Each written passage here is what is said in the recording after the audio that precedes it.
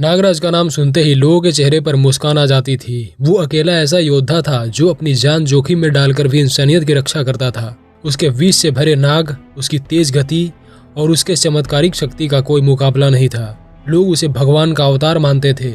उसने कई बार देश और दुनिया को आतंकियों, एलियंस और राक्षसी ताकतों से बचाया था। पर एक दिन कुछ ऐसा हुआ जो नागराज की जिंदगी बदल कर रख दिया। एक अंतर्राष्ट्रीय मिशन पर नागराज को पाकिस्तान अफगानिस्तान बॉर्डर के पास एक रहस्यमयी गुफा में भेजा गया। वहां उसे एक रहस्यमयी नागमणि मिली। वो नागमणि ब्रह्मांड की शक्तियों से जुड़ी थी और उसमें इतनी ऊर्जा थी कि कोई भी उसे संभाल नहीं सकता था।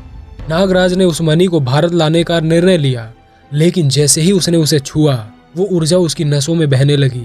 उसका दिमाग धीरे धीरे बदलने लगा। पहले उसने ध्यान नहीं दिया, पर कुछ ही दिनों में वो लोगों से कटने लगा, अकेले रहने लगा और गुस्सैल होता चला गया। सबसे पहली घटना दिल्ली में हुई। एक सुपर हीरो सम्मेलन में नागराज को आमंत्रित किया गया था, लेकिन वहां उसका व्यवहार अजीब था। उसने अचानक एक वैज्ञानिक पर हमला कर दिया जिसने मणि को जब्त करने की बात कही थी। उस घटना में 3 सुरक्षाकर्मी मारे गए। मीडिया में खलबली मच गई। नागराज ने उस वैज्ञानिक की मौत के बाद खुलकर ऐलान किया कि अब वो इंसानियत की रक्षा नहीं करेगा। उसने कहा, इंसान सिर्फ स्वार्थी है, उन्हें कोई नहीं बचा सकता। अब सिर्फ शक्ति की पूजा होगी और मैं ही शक्ति हूँ। इसके बाद जो हुआ उसने पूरी दुनिया को हिला कर रख दिया। नागराज ने अकेले ही मुंबई के रक्षा मुख्यालय पर हमला कर दिया। वहाँ सेना, CIA, रॉ, NSG और इंटरपोल की संयुक्त टीम मौजूद थी, लेकिन नागराज ने सबको धराशायी कर दिया। वहाँ 400 से अधिक जवान मारे गए। उसके बाद उसने अमेरिका के न्यूयॉर्क में स्थित संयुक्त राष्ट्र भवन पर हमला किया और वहाँ से वैश्विक नेतृत्व को चेतावनी दी। अब इस दुनिया का राजा सिर्फ एक है, नागराज। पूरी दुनिया में खौफ फैल गया। तब एक बैठक बुलाई गई जिसमें विश्व के सभी super hero, Shaktimaan, Chris, Doga, परमाणु, सुपर कमांडो ध्रुव, आयरन मैन, स्पाइडरमैन, थॉर और कैप्टन अमेरिका को बुलाया गया। लक्ष्य था नागराज को रोकना। सभी सुपर हीरो को एकजुट किया गया। उन्हें एक विशेष योजना के तहत नागराज को घेरने भेजा गया। युद्ध का स्थान चुना गया कश्मीर की बर्फीली घाटी। युद्ध शुरू हुआ और नागराज अकेला ही सब पर भारी पड़ा। थॉर का हथौड़ा उसकी त्वचा पर असर नहीं कर सका। डोगा की गोलियां झुलसकर गिर गई।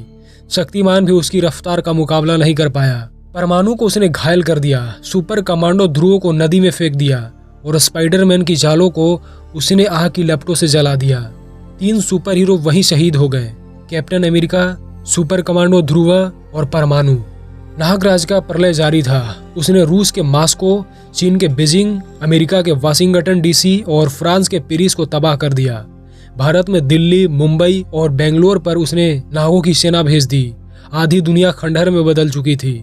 लोगों को लगने लगा कि ये अंत है। सरकारें गिर चुकी थी, शहर वीरान हो चुके थे, हवाई अड्डे खामोश हो गए थे और टीवी चैनलों पर सिर्फ एक ही खबर चल रही थी, नागराज से अब कोई उम्मीद न रखे। विश्व की सबसे बड़ी आर्थिक संस्थाएं बंद हो गई थी। बैंक, अस्पताल, बिजली घर सब बर्बाद हो चुके थे। नागराज ने पूरे टेक्नोलॉजी सिस्टम को हैक कर लिया था। दुनिया के इंटरनेट, उपग्रह संचार और परमाणु संयंत्र भी उसकी निगरानी में आ चुके थे।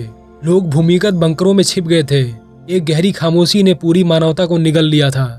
लेकिन इसी अंधकार में एक आशा की किरण तब जगी जब प्राचीन तांत्रिकों और ऋषियों ने सुझाव दिया कि अब इंसानी कोशिश बेकार है, अब केवल पाताल लोक ही मदद कर सकता है। भारतीय सरकार ने एक विशेष तांत्रिक अनुष्ठान कराया और पाताल लोक के राजा नागेंद्र देव को बुलाया गया। नागेंद्र देव ने पृथ्वी पर आकर नागराज को समझाने की कोशिश की, पर अब नागराज सिर्फ शक्ति चाहता था। उसने कहा, तुम पुराने युग के नाग हो, अब समय मेरा है। नागेंद्र देव ने कहा, तू मेरी संतति है, पर अगर तुझे कैद करना पड़े तो मैं पीछे नहीं हटूंगा। नागों के राजा ने अपने लोक से 9 महाबली नागों को बुलाया। इनके पास ऐसी शक्तियां थी जो ब्रह्मांड के सीमाओं को लांघ सकती थी। दूसरी ओर जो बचे हुए सुपर हीरो थे, शक्तिमान, क्रिस और आयरन मैन, वो फिर से तैयार हुए। इस बार युद्ध हुआ अफ्रीका के सहारा मरुस्थल में, ताकि आम जनता को नुकसान न पहुंचे। 3 दिन और 3 रात तक भयंकर युद्ध चला। अंततः नागों की शक्तियों और सुपर हीरो की एकता के सामने नागराज की ऊर्जा कमजोर पड़ने लगी। जब नागराज अंततः थक गया, तब नागेंद्र देव ने अपनी पूंछ से उसे बांधा और उसे पाताल लोक की अंधकार गुफा में कैद कर लिया। वहां की दीवारें ऐसी थी जो किसी भी ऊर्जा को बाहर निकलने नहीं देती थी। नागराज को हमेशा के लिए बंद कर दिया गया, लेकिन नागेंद्र देव ने जाते जाते चेतावनी दी, अगर ये दुनिया फिर से अत्याचार से भरी तो नागराज लौटेगा और तब उसे कोई नहीं रोक पाएगा। नागराज की यह गाथा सिर्फ एक सुपर हीरो के अंधकार में जाने की नहीं है, यह उस शक्ति की कहानी है जो बिना नियंत्रण के किसी को भी विनाशक बना सकती है। दुनिया को इस घटना से यह सीख मिली कि शक्ति के साथ संयम और विनम्रता भी जरूरी है, वरना नायक भी काल बन सकता है।